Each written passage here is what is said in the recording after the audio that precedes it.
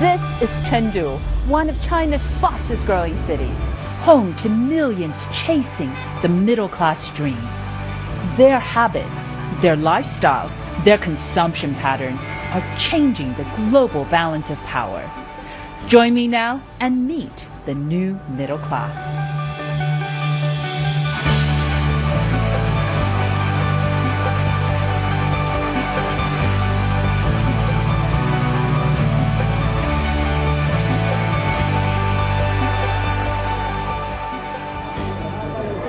Welcome to this BBC News special program on the rise of the new middle class from Chengdu with me, Linda Yu.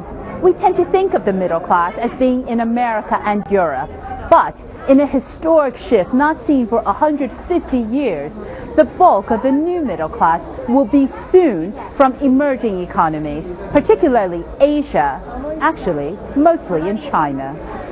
For this generation, life will be different. Look around me. They're enjoying for the first time what we take for granted in the West. In a generation, 150 million people have joined the middle class, but they need to bring the rest of the country along.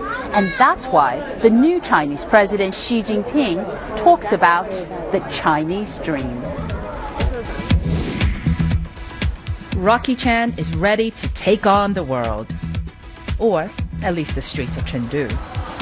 My Chinese dream is good health, good job, good family, good wife, and 2 children.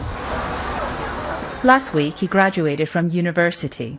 Now, he's got his first job working for Harley-Davidson. He dreams of owning one of these bikes. His parents are part of the urban elite. They raised him to believe that his hard work will pay off. It's difficult, but if you take the first step, which is the hardest, you will succeed. A lot of young people don't achieve their dreams because they don't take the first step. That's music to the Chinese government's ears. Their new catchphrase is the Chinese dream. And at this furniture show, people are shopping for things that a decade ago would have seemed out of reach. All this talk about dreams may sound abstract, but the first part of Chinese growth was about producing things.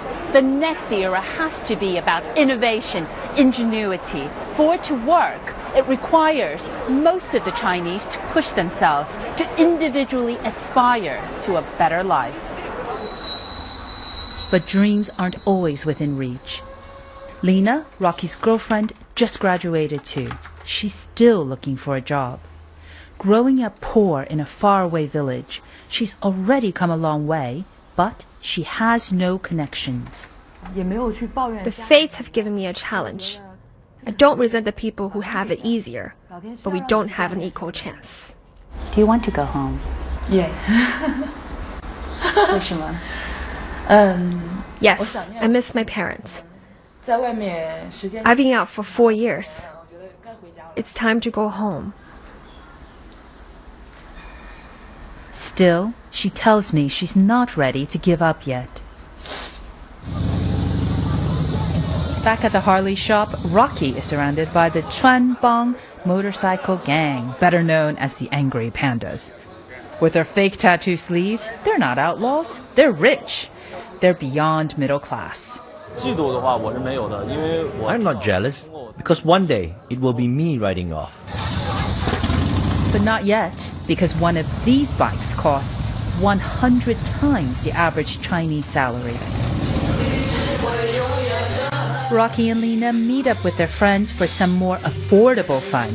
Some have jobs, some don't. But tonight, it's not about the future. It's about living the dream right now. Well, one dream anyways.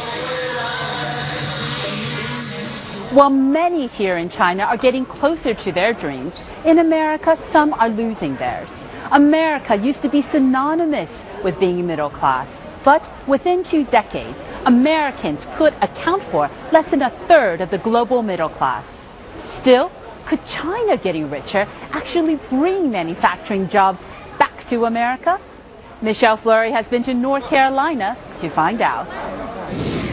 This neat little cul-de-sac in Greensboro, North Carolina is what the American dream is all about. We're going to auction a lot of our things so that... For many families, though, the middle-class lifestyle is slipping away. We need to make a decision on these chairs. These are the ones my mother had. Judy and Richard Gassman are preparing to leave the home where they've lived for 17 years. So you had 3 weeks without... No power, no phone, no nothing. Richard, a mechanical engineer, lost a well-paid job 2 years ago. He hasn't been able to find work since. Briefly, the family lost power last winter. Now they're being evicted. We're in debt right now, and we're going to be in debt until I find a job and start digging myself out of the hole that this created. The money he set aside for retirement has been spent, and his benefits are gone. I don't have health insurance. I lost that when I lost my job, so... The Gassmans still hope the good old days will return, but is their optimism justified? Just down the road, things are looking up.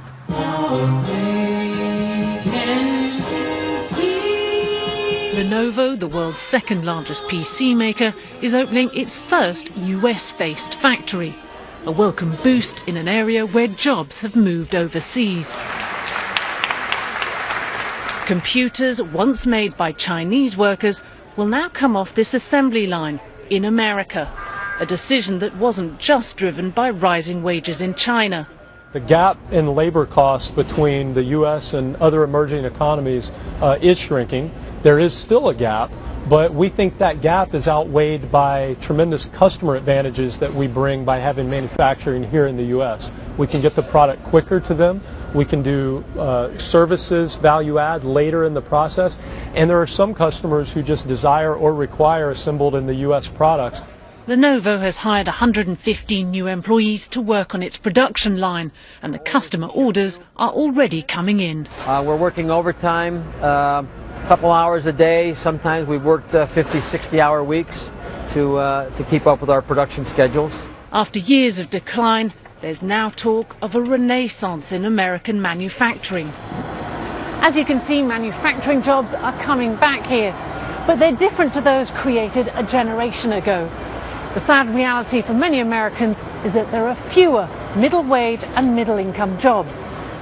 John Crawford is a union man who's worked in manufacturing for nearly 2 decades. He's witnessed firsthand the impact of global trade on American jobs.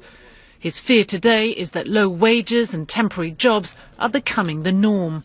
Temp agencies have been booming here lately, and if you look at these big corporations, they hire through a temp agency now. You don't usually go to the company to get a job, and so that's the difference between, the generations. And my grandparents, if you worked hard and worked good, you're just kind of stable in the company, look after the community and everything. And it's like now, if you worked at a job for more than 10 years, you've been at the company a long time. We have somebody who wants to buy the cabinet. Sorting through prized possessions, the Gassmans remain optimistic that they will prosper again. You want me to take those upstairs? But something has changed. In the land of opportunity, it's getting tougher to make it for the middle class. In America, they're struggling to hold on to their way of life. In India, the rapid growth of the middle class has begun to challenge 1,000-year-old traditions, including the religious separation of people by caste. They've weathered a storm to be together. Vishal and Shraddha got married 3 months ago against the wishes of their families. Vishal is a web developer, while Shraddha is a publicist. But even though the two were well educated and have good job prospects, this was less important to their families than the caste they were born into. Caste is a social division rooted in Hindu society. It's based on occupation, but it's also hereditary. The pair belong to different castes, so their parents strongly opposed the match. We were taught about caste and religion when we were young. But as we grew up and got educated, we realized that it doesn't really matter when it comes to marriage. Vishal is a genuine, hard-working person, and that's what was important for me. I think over the next 2 or 3 generations, this caste disparity will disappear. Factors like increased access to education, rapid economic growth and migration to cities like Mumbai are helping bring down social barriers. Now, traditionally here in India, caste has dictated what job you can do. Sachin Shinde is from the cobbler caste, and some decades ago, this would have meant that he must be a cobbler too. But today he owns this workshop that makes wallets, folders and other leather goods for luxury hotels. Sachin was educated abroad and dreams of having his own big brand. My clients don't ask me what caste I am from. They only see my work. But when I went to get an educational loan to go study in the UK, some people at the bank asked how a person from a lower caste could think of going abroad. There are 2 kinds of noise, the physical noise. In the Indian education system, seats are reserved for students from lower castes, and these quotas also extend to government jobs. A move to introduce reservation in the private sector sparked debate about whether such policies are fair. Some experts, though, say they are needed for people from lower castes to make up for decades of missed opportunities.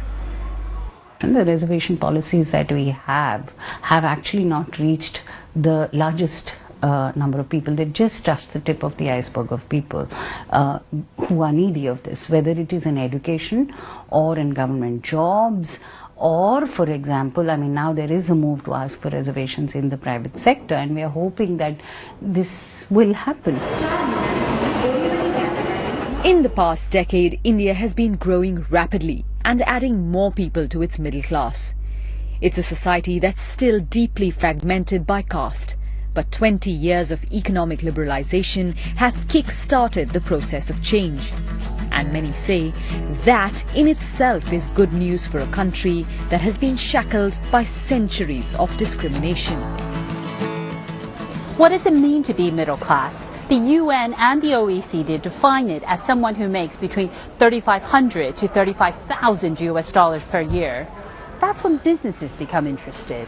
And they're certainly interested in China, where 660 million people have been lifted out of poverty. John Sudworth has been to the city of Zhengzhou in Henan province in the center of China to find out what it's meant for people's everyday lives. That the Chinese masses are deserting the countryside in search of work and a better life is an old story. But now there's a new chapter. The farmers leaving these fields for cities like Zhengzhou are becoming not just workers but consumers too. In short, they're off to join the middle class. Jessica Zhao earns a little more than $12,000 a year, and she spends every last bit of it, often with the help of her credit card. There are already more than 300 million cards in circulation, not as many as America, but China is expected to catch up within the next decade. My parents would never spend money they don't have, she tells me, but attitudes are changing fast. China needs this to happen so that its new cities can become the building blocks of economic growth, replacing the reliance on exports and government spending. The Jiang family live on $40,000 a year. There's little Zhe, Mum a hospital administrator and Dad a construction company boss. They live in a nice apartment now typical of millions of Chinese families, with aspirations for a new car, better holidays and expensive education. In today's communist China, it's okay to be a member of the bourgeoisie.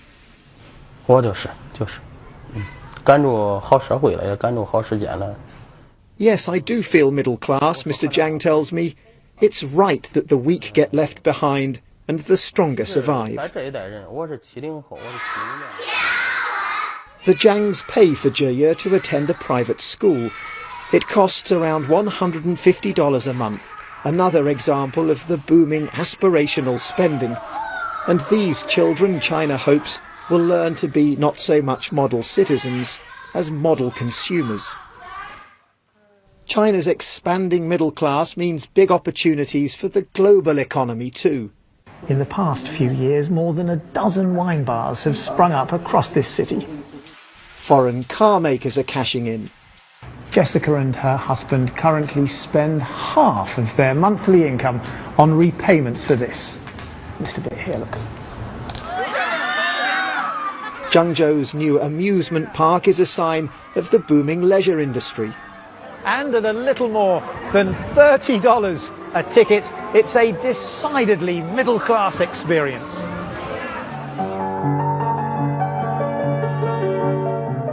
China's transition might not be completely harmonious, of course. There are fears that this economy could falter before its fledgling consumer society really takes off. But amid the economic gloom elsewhere, many are hoping the music doesn't stop and that China's middle class keeps on spending themselves to global prosperity. It's great to have a middle class, but you have to keep them happy. You have to do a lot more for them. There have been protests in China, but nothing like what's been happening in Brazil, where millions have taken to the streets to demand the government provide better public services, education, and affordable transportation. Julia Carneiro has been looking into their demands. Francisco and Tainá saved $4,000 to throw their wedding party, with plenty of food, drinks, and even a traditional folk dance. It's worth the investment because it was her dream.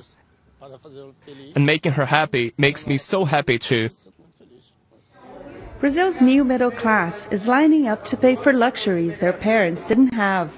In the past decade, Brazilians have increased their spending on weddings by more than 50%. Francisco and Tainá are part of the so-called Class C, also referred to as the new middle class. In Brazil, if a family has a monthly income of more than $150 per person, it's considered part of this group. It's not that much, but for many, it's a lot more than it used to be. Up to 70% of the people living in this favela are now considered middle class. Even though they now have more buying power, most of the people here don't have access to proper sanitation, and there isn't even one bank or post office in the community. Brazilians have been asking for more. The wave of demonstrations that swept across the country in June was driven by middle-class demands. People were asking for better public transport, schools, hospitals, and to have a say in the country's future.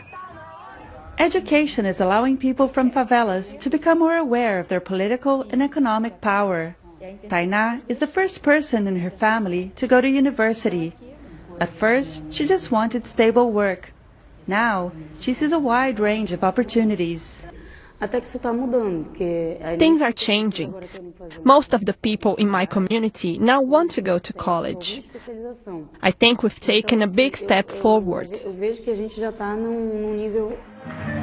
Their life as a couple is just beginning, but Francisco and Tainá have many ambitions for the future and a growing sense of mobility shared by many in Brazil's new middle class. It has been a tense summer in Egypt of protests, military intervention, and no one knows what the future is going to bring. For the middle class since the first revolution, it has been a time of worry and feeling trapped. Simon Atkinson has been there to meet some who are even packing to leave. After half a century of Hosni Mubarak's rule, Egypt's 2011 revolution was a defining point in the country's history. And Egyptians celebrating then believed it would bring prosperity as well as democracy. But for designer Samir, things haven't gone to plan. We had high hopes that the revolution would change our situation for the better, because Egypt's a very rich country, but it hasn't happened. We're a middle-class family, but we're worried of dropping down the ladder. While living costs have risen, Samir's sons Hassan and Saeed still go to a private school, at least for now. He says one way to improve the family income will be getting a job outside the country, perhaps in the Gulf, but he couldn't afford to bring his family. I prefer to stay with my kids and be with them when they're growing up. Whether the country's okay or not, I have to be with my kids. To me, travelling somewhere else is like running away. But while leaving Egypt isn't a realistic prospect for Samir, it seems many others are already taking that step. We know that in one private school, 200 of the 1,500 pupils have not been re-enrolled for the autumn term. This is either because of economic reasons or because some families are leaving Egypt. We won't know that until the autumn.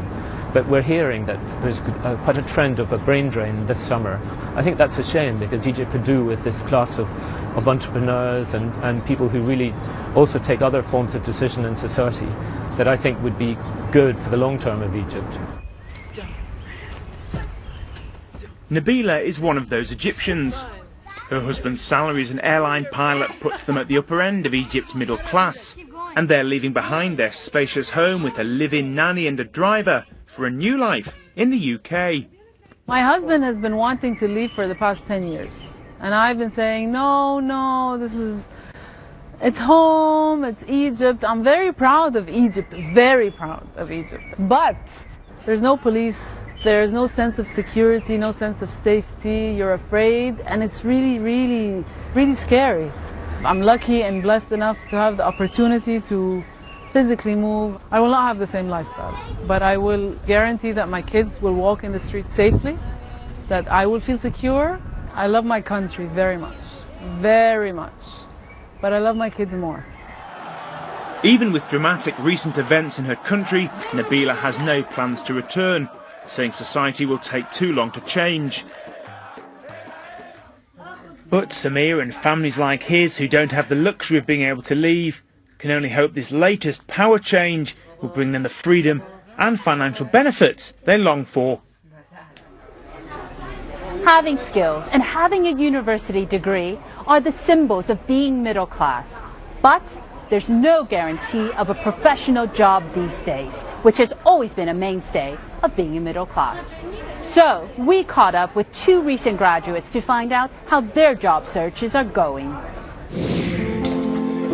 I already read about this phenomenon. Some people call it like a baby boomerang because many people, young people around 30s, come back home. José del Arco moved out of his parents' house 3 years ago. But last year his job contract at an engineering firm ended, and so he's back. I was just like no job, so no incomes, and I had a rent to pay. How easy a decision was it for you to move back home? It wasn't easy. Because you are already independent and so on, and you have your own freedom, and come back to your parents' place, it's kind of a big change. Like other young people in Spain, José is studying to get even more qualifications, and his plan is to work for the Spanish government, promoting trade abroad. It's become a competitive race, because you have skills and you have a qualification, but it's not enough. You have to be better than the guy near you. José is optimistic, but for now he says people like him must adapt when jobs for the young here are so hard to get.